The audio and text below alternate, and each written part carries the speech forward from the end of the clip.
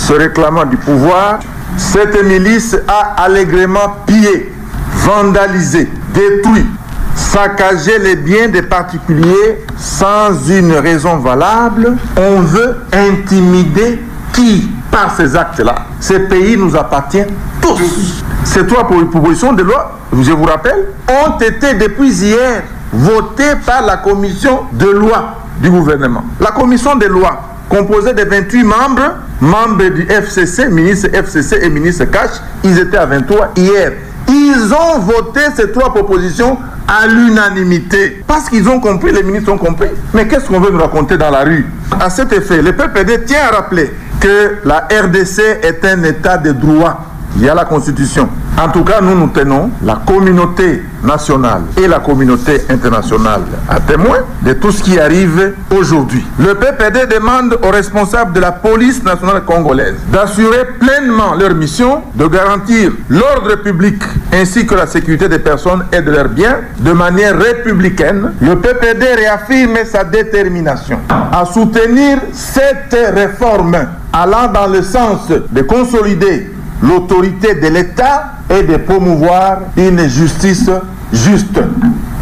En ce qui concerne la coalition au pouvoir, FCC cache le plus grand parti de ce pays, le PPD, ayant la majorité dans les deux chambres et dans les chambres provinciales. Le PPD réaffirme son engagement à œuvrer pour la paix, à œuvrer pour l'unité et le développement de la RDC. Si les partenaires en coalition ne veulent plus de celle-ci, qu'on nous le dise. En ce qui nous concerne, nous allons tirer immédiatement les conséquences constitutionnelles qui s'imposent, c'est-à-dire aller tout droit et sans hésitation dans la cohabitation. Nos amis estiment qu'il faudra quitter la coalition pour la cohabitation. Nous sommes avec le FCC, c'est par ces circonstances. L'UDPS avec son idéologie, les raisons de son combat. Ni était l'ironie du sort. L'UDPS n'allait nullement coaliser avec le FCC. Nous ne pouvons pas faire la volonté des gens dès lors que les combats des 38 ans de l'existence de l'UDPS est fondé sur le respect des droits de l'homme, le principe de la démocratie, le respect des textes qui régissent un État. Nous voulons avoir des institutions fortes et non les hommes forts. Jusque-là, notre haute autorité politique de référence ne s'est pas encore prononcée pour ce sujet de la question. Si l'initiative vient de FCC, nous nous réservons les droits parce que nous attendons la réaction de notre haute autorité politique de référence. Aujourd'hui, vous voulez que la coalition continue? Vouloir que la coalition continue, si cela est la volonté de notre autorité de référence, haute autorité de référence, nous allons nous incliner. Mais si cela dépendrait de l'UDPS, je crois que la question devrait être rapidement possible et examinée et qu'on puisse tirer toutes les conséquences. C'était le démocratie dans notre pays, ainsi que l'établissement d'un véritable état de droit sous la présidence de son Excellence Félix Antoine Tshisekedi Tshilombo. L'URCO condamne par contre les propositions de loi Minaku et Sakata qui constituent une violation flagrante de la Constitution. La démarche de ces deux élus est une façon pour eux de contourner la modification de la Constitution en nous imposant des lois anticonstitutionnelles. L'indépendance du pouvoir judiciaire est un principe consacré dans notre Constitution et le peuple congolais a le devoir de faire échec à ces projets. L'URCO constate que cette initiative vise à chosifier les magistrats du parquet en faisant de la caisse de résonance du ministre de la Justice ou ses instruments de répression. L'URCO appelle la population à la vigilance et l'invite à ne pas céder à la manipulation. L'URCO réaffirme son soutien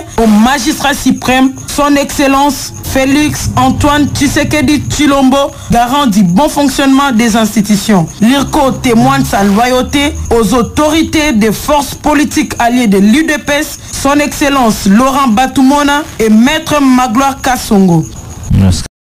vont constater qu'il y a les partis au pouvoir qui se comportent comme un parti de l'opposition qui veut étouffer la trajectoire de la démocratie dans notre pays.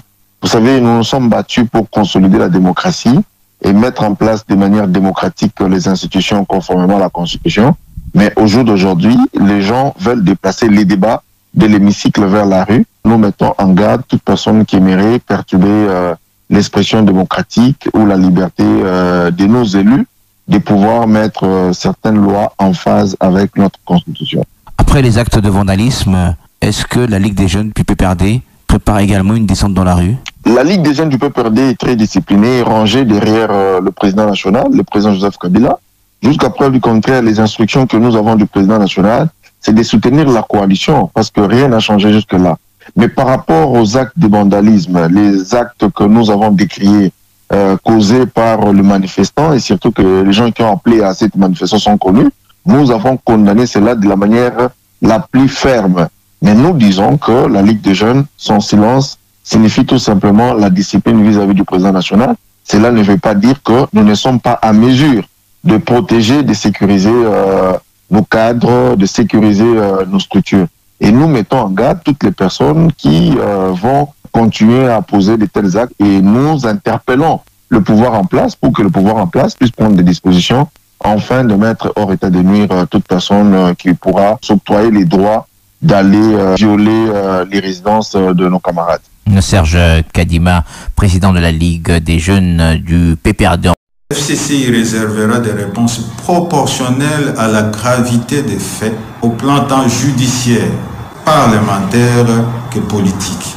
Le FCC qui a consenti tous les sacrifices à travers des concessions politiques et des privations personnelles de son leader, le camarade Joseph Kabila Kabang, ne peut jamais accepter ces retours éhontés au bâillonnement des libertés, dont celle des débats démocratiques et républicains au sein des institutions.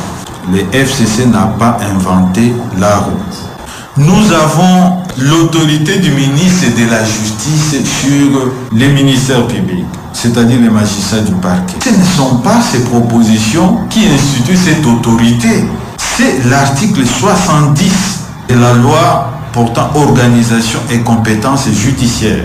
Ce sont des lois qui existent, qui ont déjà prévu tous ces principes. Je viens de vous montrer ici justement si on veut lutter efficacement contre la corruption, nous devons avoir les deux fers au feu. C'est le FCC qui a initié deux propositions de loi. Une proposition sur le renforcement du régime répressif en matière de lutte contre la corruption. Mais quand on veut empêcher cet exercice-là, où est-ce que nous sommes en train d'aller? Et quand c'est les partis au pouvoir qui initient ces entraves-là, peut-il comprendre de ça quelque chose? Je pense que nous, en tant que parti politique qui s'est battu dans ce pays pendant plus de 30 ans pour le rétablissement d'un état de droit, je ne peux que constater cette expression populaire des peuples congolais qui s'exprime, qui nous a dévancé par rapport à ce que nous on pensait faire. Bon. Aujourd'hui, nous avons vu la population était déterminée à donner sa position par rapport à ces trois propositions de loi déposées à l'Assemblée nationale. Donc, selon vous, la population a pris l'initiative de manifester. Quelques heures après, les communiqués de l'UDPS qui mobilisait ses militants a manifesté contre les propositions de loi des députés du FCC. Je suis très heureux, comme vous faites allusion au communiqué du parti, messieurs les journalistes. Le communiqué là était très clair. Vous pensez que nous, l'UDPS, s'il faut agir ou bien faire quelque chose, on doit se cacher derrière les rideaux? Je ne pense pas. Moi, je pense que ce qui est arrivé à cause de l'arrogance et de l'orgueil. Puisque après que nous ayons prodigué des conseils aux amis, vous l'avez vu dans les heures qui suivaient, il y a eu des menaces, des injures où on traitait les gens de tous les noms d'oiseaux. Bon, au moment voulu, l'UDPS va donner un mot d'ordre. Qu'on ne nous intimide pas que non, c'est qui c'est. Non, non. Nous attendons encore si nos amis ne retirent pas leurs propositions de loi. Nous allons donner le mot d'ordre comme nous l'avions annoncé dans notre communiqué. Ce qui s'est passé aujourd'hui, ça n'a rien à voir avec notre communiqué. On ne peut jamais chercher à responsabiliser l'UDPS, comme je venais de vous le dire. Nous ne sommes pas concernés ni de près ni de loin et nous condamnons tous les actes de vandalisme, mais nous ne pouvons pas aller empêcher la population. Augustin Kabou. La barbarie à laquelle nous assistons depuis ces dernières 48 heures est inacceptable dans un état de droit. Je ne connais aucune démocratie qui ne tolère pas de contradictions. Et s'attaquer au siège du Parlement, comme certains militants se réclamant de l'UDPS en ont pris l'habitude, est une violation grave de notre Constitution et d'autres lois de la République. La procédure de production d'une loi passe de son examen en commission après être reçue en plénière jusqu'à sa promulgation, après une seconde lecture par la deuxième chambre et pour les cas d'une loi organique, son contrôle de conformité à la Constitution par la Cour constitutionnelle est un préalable. Depuis le début de cette législature, ce n'est pas la première proposition ou encore projet de loi que nous examinons à la commission PAJ. Nous avons toujours eu des débats contradictoires sur toutes les dispositions et celles qui sont jugées non conformes à la Constitution, à d'autres lois ou à notre règlement intérieur sont rejetées. Du débat en commission sur une initiative parlementaire en bonne et due forme prise par deux de nos collègues, à la violation de l'intégrité physique des députés, à la destruction méchante des biens privés des cadres du FCC, je n'établis aucun lien. Je me demande où sont passés les défenseurs des droits de l'homme. Les cadres du FCC n'ont-ils pas droit? Et au nom de l'état de droit, je condamne vivement et fermement ce comportement et exige que ces auteurs répondent de leurs actes devant la justice. La députée FCC. Il est constitutionnel pour des députés de faire des propositions de loi, parce que c'est leur rôle.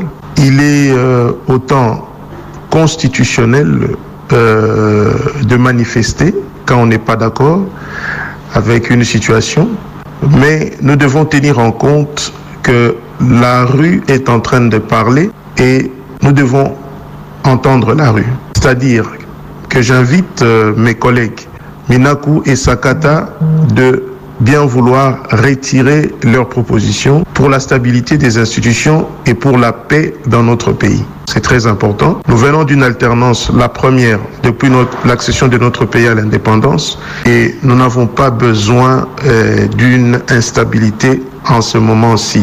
Ces propositions tombent dans un moment où l'état de droit est en train de faire son bonhomme de chemin. Le député national UDPS, Éric Galoulay.